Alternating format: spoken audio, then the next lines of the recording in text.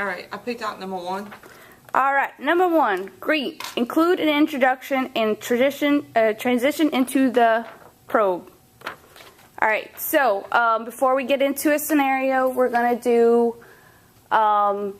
step 1, which is a greet. We're going to go over some goals and some examples. What are the 2 main goals to the greet? Break down resistance and build rapport with your customer. It's to kind of like, it's an icebreaker. It's to break the ice, make them feel comfortable in the dealership, and don't act like a typical salesperson. Okay, what's some examples of a typical salesperson? Well, some examples of questions you might ask, or to do that, to break down that barrier. If I know what has worked for me here recently with everybody coming in for the Christmas is if you see something that they have on, or a purse that a lady's carrying, or anything that you like, stop and ask them, where did you get that? Actually compliment them on what they have and see where they got it, and then that leads right into a straight conversation. So that's one way to do it. I'm a sports fanatic, so it's like, can you wait? So you can't wait for that game coming up, though. Saints game coming up Monday night. Yeah, every Sunday. I can't wait for Monday. So that's my breaking barrier right there at sports. Yep. But yeah, you can also go into, if we're working and they're here, then obviously they're not at work. So ask them how they got the day off or anything like that. So Yep. Cool. And mainly, we want to stick to what they call as form, friends and family, occupation, recreation, which sports, and motivation. Maybe what motivates them is the way they dress or the purse that they have on. So that's, you would just want to talk about them. You don't really want to talk about everything about them. Who doesn't like talking about themselves? Yeah. So they like talking about their bike. They like talking about their rides. Yeah, especially at trips. What trips you been on lately? And then sometimes you get the people that say, I haven't been on the bike in a while. And why is that? And when you ask them why is that, you get the life story. And why is that? Yeah, they just kind of break the ice right there. They just start explaining to you. All right. Well, in this role play, we're going to do it a little bit backwards. We're going to do a greet, but of course it's going to be a customer that always comes in, that, the one that walks straight up to the counter and tells you exactly what they're looking for.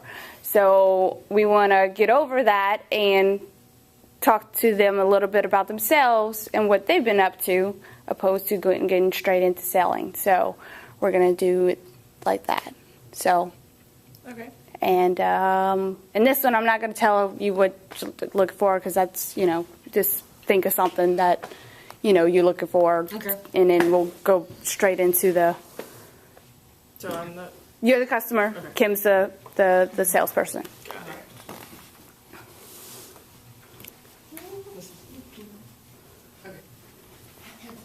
And action. Hey, Miss Kim. Hey, how you doing, Brittany? I need those red boots over there and the size 9. Size 9? Oh, okay. Let's go on over there. So what you been doing with yourself lately, Brittany? Girl, I've been doing nothing. Doing nothing? Oh, girl. Have you been riding lately or what? No, that's why I'm here to get these. Oh, it's about damn time you get out there, girl. I'll tell you, huh? Yeah. So you're planning on a trip soon? Actually, yeah, we're going to go up to Tennessee for a while. So. Awesome. So, and we already did. She told me her name and all. Well, no, I also came in and you know her. I know her. You know her already. Okay. Well, that's part of the greet. Yeah, well, hi, Kim. You reversed it into Greek because you already know who she is and everything, and she came straight up to you and she said, I want those boots. So you just basically, it's a shit shooting session, just so trying to, get her mind off of the sale. Oh, okay. So that's what I'm doing right now. You're doing it. All right. So, but anyway, okay, cut. So, okay, and we'll discuss it. All right. Well, which we did a little bit just now. Okay. Yeah, stop. Yeah. You got confused because you thought that it was somebody that you didn't know, but that it is somebody that you already know. That was the scenario. Is that it's somebody you already knew. Yeah. They were walking up they were telling you what they wanted. You know her; she comes in all the time. Yeah. And just just trying to get her mind off of the sale to where She did, because she started telling us, "Well, I'm coming to get boots," and then she started telling me how she's ready to take the trip. She's going to Tennessee. So, Get away from this crazy. yeah. Exactly. so things there's something that she did well. Oh, well, it's definitely the questions that she asked, getting the customer's mind off of everything. Because it seemed like you were like just determined to get those boots and get the hell out of here. Well, yeah, as soon as I came in, I was like, I want those. Yeah, so maybe by her, I slowed sitting you there down. talking, you slowing you down to maybe get a little bit more out the sale. Yeah. Because after the boots, once I showed you the boots, you already attracted mine. Come and get my boots, I'm getting out of here. But I slowed you down a little bit to where you start talking about what you're going to be doing. So now you let me know you're taking a trip. So I'm already in the process of thinking, Yes, what am I going to add to her? exactly. What else I'm does going she down need? the checklist. Do you need now the helmet? Do you need the rain suits? And da-da-da-da-da-da-da-da. I'm going to go back to your checkpoint. So it kind of gives me the open door. What does your husband need, and does he need this? And da-da-da. So I'll go back to the checkpoint. Honestly, there's not anything much that I could say negatively about that because... Other than then getting caught up in thinking about a different scenario.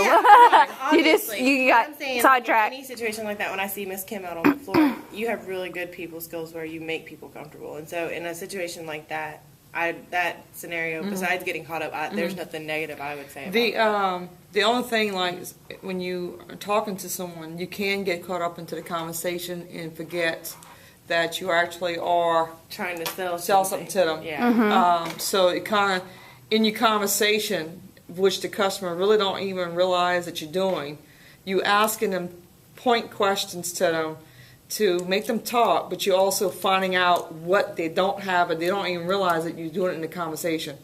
And the next thing you know, I'll start slapping things on top of the counter, one after the other. Right. Bam, because they don't even realize they're getting sold that much in front of me. I'm not, because I'm asking them, and you're actually helping You're just them. asking pretty much common sense questions. And they're going, Correct. oh, wait, you're right, well, I'm here, I need to pick up this. And Right. then Well, yeah, whereas they're doing it. you would have just came in, picked up the pair of boots, And headed out. bought the boots, and later, she's getting more out of you. She's, you're talking about the trip. What if you need glasses? What if you need a rain suit? Right. What if you don't have that and you And didn't think see, about it? And that's all in my head at the same time. Every time I'm talking to a customer, I'm thinking, okay, this customer, and when somebody tell me taking a trip, oh, that's a wide open door. It's like Well, and then, everything. On the same side of it, you'll have those customers that come in and give you the object that they're looking for, and you can try once or twice to do the whole talking to them thing, and they really are in here just to get that one thing to leave. Correct. As long as you make the attempt is. And the thing is, you can tell by their buying they're ready to signals, buy, yeah. or their buying signals. If they like, okay, I'm in a hurry, I got to get out of here.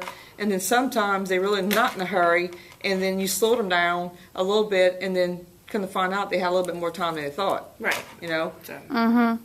I always get that thing, man, every time I come see you, I want to buy about $500-$600 worth of stuff. It really pisses me off. Exactly, and that's the whole point behind it is, I have people tell me And that they need to tell get them? away from me because You know I'm what I tell them? I said, you know what? I says, when you riding on your bike and you leaving out of here, I know as your personal confidant that you're riding with the stuff that you actually need. And I know when you're going to get to your vacation, you don't have to stop anywhere and get anything because you have everything you need, because that's my job. you're not going going to get there and go, well, Kim didn't tell me about that. Exactly. It makes me mad because when I go on a trip and I forget something and Brian's got to pull over to our Harley-Davidson shop because Kim forgot, I can't believe it. She knows exactly what she's supposed to have and she forgets it, And I want to make sure that ride is comfortable. So when they take off on that trip and they got from A to Z what they need and they're out there, I'm smiling.